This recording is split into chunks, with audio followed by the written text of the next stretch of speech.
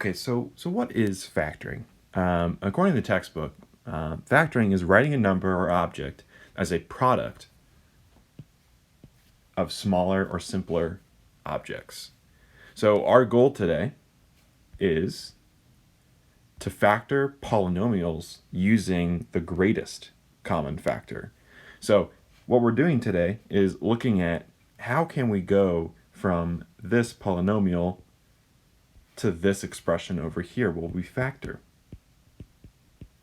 And it's kind of interesting because with the multiplying polynomials, we learned that you can go from here to here by multiplying.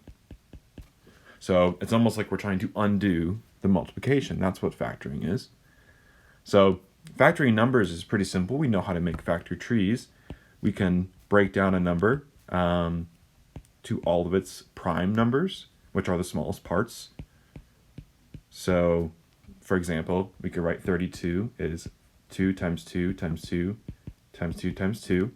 So we're breaking it apart into a product. And for 100, you could do the same thing. This is actually 2 times 2 is 4, and 4 quarters. So it's 5 squared. And we can make a tree to verify that. So that's a factor. It's part of a number or part of the term that's being multiplied together. So a common factor is one that two numbers or two terms share. So 24, I know is probably 4 times 6, also 2 times 2 times 2 times 3, if you really wanted to break it down. And 30 we could break down as 5 times 6 or 5 times 2 times 3. The fact is they both have a 2 and they both have a 3. So they have 2 in common. That's a common factor. Today we're going to be looking at the greatest common factor, which in this case is going to be 6. And for these, you could say, well, yeah, sure, they both have 2. They both have x, and they both have x squared too. And if you combine it all together, the greatest common factor, or the most complex common factor, is 2x squared.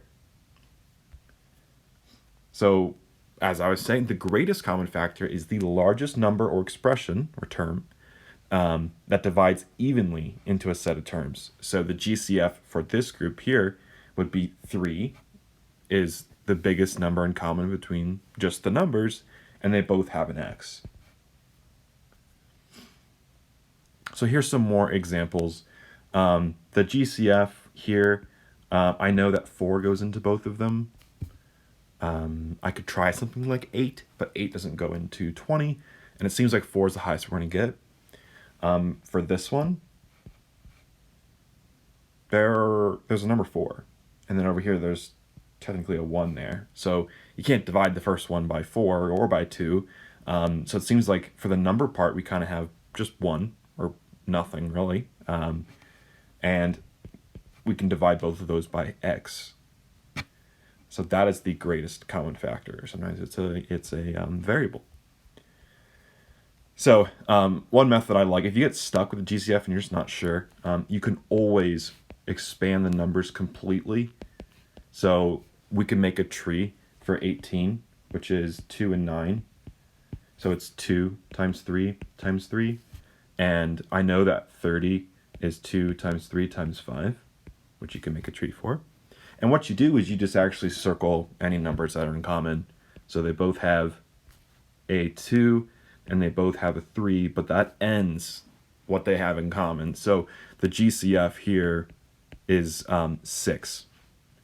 And we could do a similar thing, break down the number completely, do prime numbers for the number, and then just expand out the entire exponent.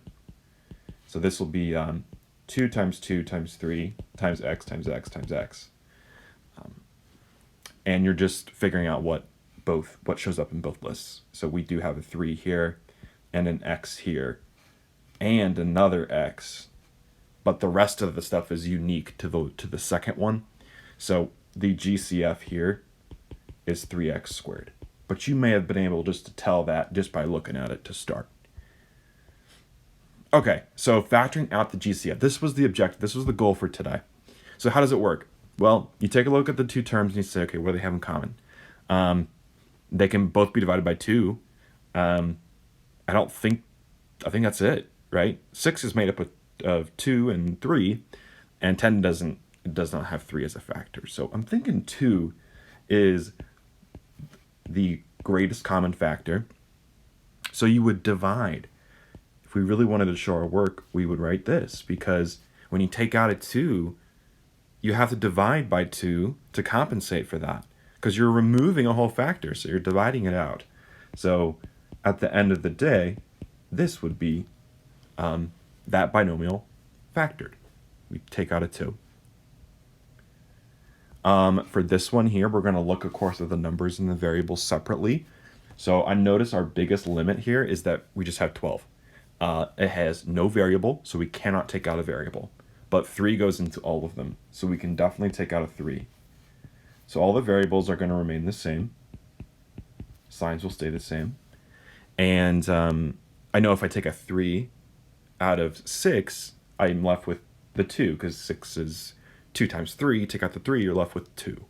And this would be a 4. And then down here, we can get even more complex. You can say, okay, all the number parts, they're all even. So you can take out a 2, and that's the biggest. And they all also have a y. They don't all have an x, but they all have a y. So the y can come out. So when I factor this, I'm going to say, okay, 14, divide that by 2, you get 7. The x squared, I'm not moving any x's around, but I am taking that y out. And then 16, cut it in half, you get 8, and the x stays. And that 2y at the end, we took out all of that. So what's left is just 1. It's 1, not 0, because if we were to go backwards and distribute it, we want to make sure we can get back 2y. If I put a 0 here, we're not going to be able to reverse it and get back what we started with.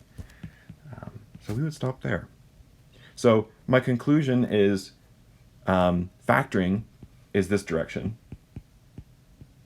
When we take out something that's in common between all of them.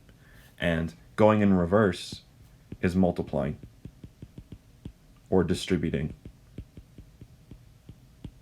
Those are the main ideas from factoring, and later we'll get into factoring an expression, quadratics, really into 2 separate factors that both have 2 terms as 2 binomials. So stay tuned for that video as well.